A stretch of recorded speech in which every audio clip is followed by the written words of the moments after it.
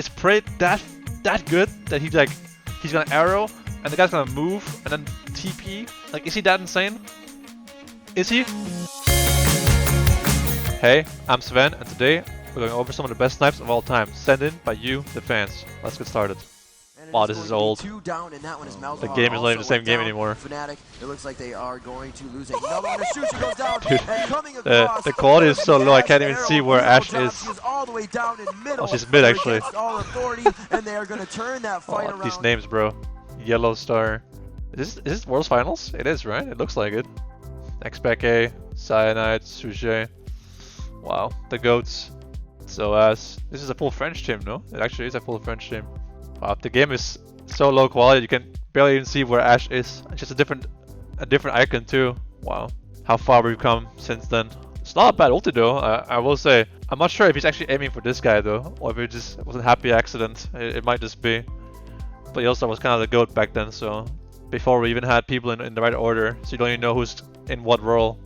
Not bad, not bad. I think this goes in a solid A tier for, I guess, all authority. It's solid, but we haven't seen the L clips yet, so we're gonna have to put it here for now. See how it fares up against the Snipes. But solid A tier. So us is an interesting person because he was never really known as like a standout mechanical player or a 1v1 legend, but he was just a really smart player that when the meta was about, you know, lane swapping, the old lane swaps before the new version we see nowadays with MSI, he was just really smart at finding like small pockets of vision to hide in or make funny plays that people didn't expect, and just an overall very creative person that always looked for like new strategies or new theories of how to play the game that wasn't just what everyone else did. And I think that that's what, you know, kept him at the top for so long, and also just an overall very nice guy to work with, so that's a pretty good thing as well. Oh, I remember this one. That is something that is not that easy to pull out. Like that definitely. Oh, wow! Deadly flourish! Sneaky bot lane! What the farm now? This is actually insane. What is life? He threads it right through. Matt walks out of it. He doesn't block. Classic. Average mid laners are like, oh, Baron's getting low HP. Let me just use all my spells on it, so it makes it harder for my jungle to smite it. Golden Glue just does in like 800 damage. Rise Q makes it as hard as possible for his jungle to smite it. Of course, no one expects the YellOwStaR, but I remember this clip, bro. It was the birth of the SneakyW meme. That was like a really huge meme for like a long time. I remember. It looks like it's lost anyways, even if they get Baron here. It's a good snipe though. They win this game? That's actually crazy. They probably win this game because of this play then. Maybe that's why it's so famous, because they won the game off of this play. Wait, is this blind? Let me just see. Was it actually blind? He had the blue trinket, right? Okay. So it wasn't completely blind, but I think we just put this one in the S tier, the sneaky tier. Which is just called S tier. The S tier for sneaky tier. It's pretty good, but you know, there's some grief going on here from Team Liquid Golden Glue, bursting the Baron when it's low HP, making Harvest Hunt his jungler. No one's blocking it. It's overall a pretty good snipe. I'll admit that. And if they won the game off of this play, then that's really impressive. YellOwStaR, Ashe ult, Vars Q, Jinx ult, Ezreal Q, and Kog'Maw ult. Keep 3, cut 3. Okay, we're cutting Kog'Maw ulti. X this one, because no one's impressed by Kog'Maw ult snipes. Let's be honest, they do no damage anyway, so it's like a 1 HP guy anyway. Okay, well, Jinx ult, because it's too easy to steal Baron with Jinx ult. You just have to hit the Baron at low HP. It just like, you know, more damage than smites. It's still on too many objectives. It's not funny anymore, guys. And Ezreal Q, Ashe ult, YellOwStaR, Vars Q. It's a tough one. I think we remove Ezreal Q. It's a lot less like flashy of an ability. It's like lower range, does less damage than like Vars Q. It's like very spammy, so it's like not as flashy when it hits someone. So we keep YellOwStaR, Ashe ult, and Vars Q. We cut these 3 at the bottom here. Oh, I remember this one. Friends, Bambi's out of the picture once more. Yagao is here, but 1 versus 3 is not where Galio needs to find himself. Justice I can see his upper. He's like, oh, the fight's already over, so I'm gonna go push mid. And suddenly he's like in the base. Behind the curtains with the curtain call. Everybody is done, man. Huanfeng is legendary. Bin, bro. I think here he's just like, oh, the fight's already over. I'm just gonna go mid now. And then he's like, wait, I can just ult these guys from their base. I mean, honestly, the play isn't like that impressive or anything. It's just funny because like the moment in the tournament. I remember this was a big deal back then, and people were like talking about it a lot. But it really isn't that crazy of a play. It's just iconic because of the tournament, I think. But it is kind of funny though. I'm not gonna lie. What about the actual ulti? Does he hit all of them? He does hit all of them, doesn't he? Oh, missed the first one. Not a good look. I mean, these are not really snipes. It's just the angle is funny, right? He does hit the ultis though, but they're kind of pinched, so they can't really dodge these ones.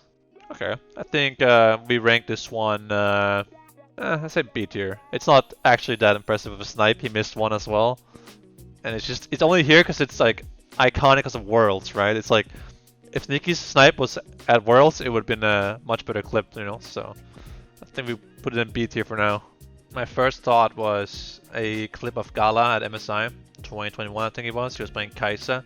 Actually in this spot here in the bot lane around tier 2 tower, where he like dashes forward and kills one guy in like a 1v5, and then he flashes back out or something, or like E's back out and gets like G8 or something. It was crazy. And it made me think that there's no one in the world that's better than Gala at Kai'Sa.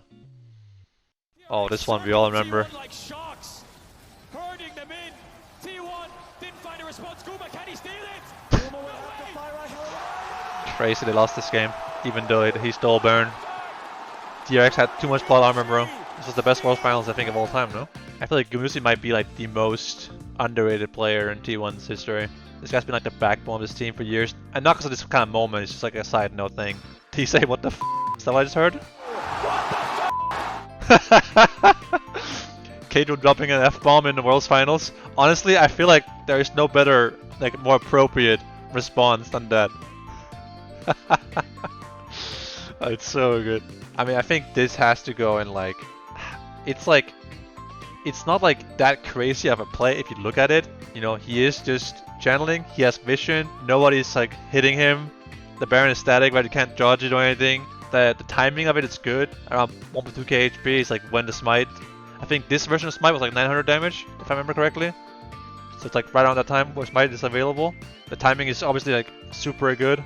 But I mean, if it wasn't World's Finals, I think people wouldn't be talking about it that much. So it's going in the S tier. Oh, I knew this one was coming at some point. This is just too good. Rux doesn't actually have to stop pushing right now. If they can delay the recalls, the arrows. Look at the arrow! Get teleport! He's gonna stop it! He stopped him! With a second push! It's now on Wolf! It's a teleport coming in for Smep and Colonel. How much more can be done? I actually forgot. Did it end here after this play? Because I remember I watched this live and I don't remember if they actually ended the game right here. But I think this play is just too iconic because this is like one of the best World Series of all time. But the line, the arrow, look at the arrow! It's too iconic, this line. I think even like these days we still hear this line sometimes. So I think there's just no contest. It's the arrow, look at the arrow tier, and there's just no contest for this clip. It's just too goated. It's also like the combination of like the stakes of this game is basically World's Finals, right? This could as well be World's Finals as a music clip. It's cross map. It's weird because like the Echo starts TP, I mean recalling first, and then decides okay after TP. If you actually look at it, right, the minimap, he starts moving, then Prey uses the arrow, then the guy's like he cancels his base. I don't know if he sees Bang use the arrow. I think he does, right, with the pink word. Okay, so this is no, this pink word sees Prey use arrow.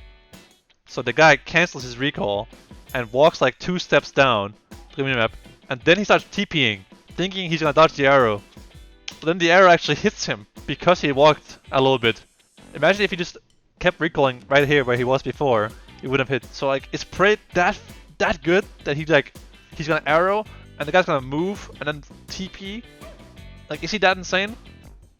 Is he? I don't know. We'll never know if this was lucky or if he's like that smart that he just missed it on purpose so the guy would keep walking a little bit to dodge it and then TP and cancel it. Either way, this play is such an iconic moment in World's history. I think it's like one of the top clips of all time. Not just Snipe, but just top World's clips in general. Yeah, this wasn't the only montage play Rux Tigers made at Worlds this year. They also had the Smep like cannon ulting our whole team, one-shotting us all with this Mouse of Heart silence. But Rux Tigers was a crazy team because they were like, most people didn't think they were the best players in their role, but they had really good teamwork and they were a team that worked well together. And they're also just a very like, Koreans back then were very like, not held back, but they were very like professional, polite, not outspoken. No, Rockstars was a much more fun team. They were much more outgoing and they were cool to hang out with and stuff like that. So they were just a very friendly and nice team, and they were always seeming to have a lot of fun. It was a cool team, and they're also very innovative with things like this. In this game, you don't really see it, but they have MF support. It was one of the in this meta, Syra was a really common support pick, and then they picked the MF support in the semis. It's just that kind of stuff that Rock Tigers was famous for. It was just a very cool team. Also, they had the unique jerseys at one time, I remember, with the bunny ears and stuff. It was a cool team. Thank you so much for sending these clips over. Let me know how it did in the comments. See you all.